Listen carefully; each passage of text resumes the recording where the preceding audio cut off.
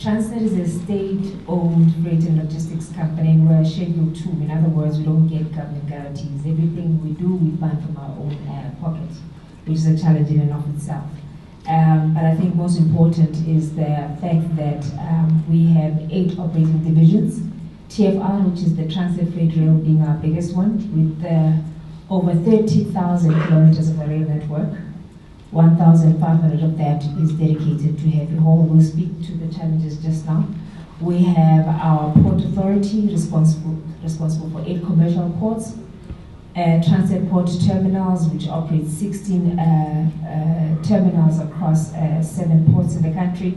Then we've got our pipelines as well as our Transnet property company, and I'd like to believe we're one of the biggest asset owners in the country.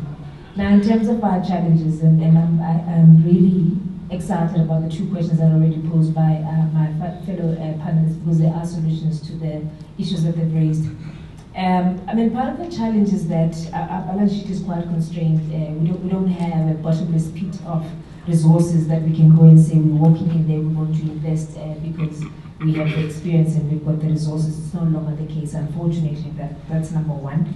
The second challenge, and linked to that, is the fact that there's a lot of cargo that we're leaving to the road hauliers because we just don't have that capacity. I mean, these problems are known by anyone, everyone rather. It's out in the open that we've got a shortage of locomotives. We've got an issue around theft on cable theft and our infrastructure being vandalized. I mean, those are the key things that keep us awake at night. Be that as it may, there's a huge opportunity for private sector collaboration and partnership.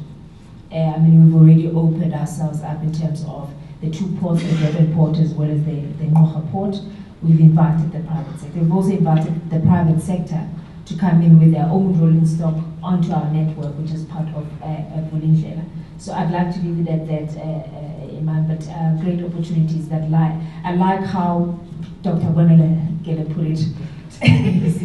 He said there's a case for South Africa in Africa, not just this big brother. The opportunities are there, and that's why we have a newly revised Africa strategy as Transnet. Thanks. Well, thank you very much for those openings. I mean, the one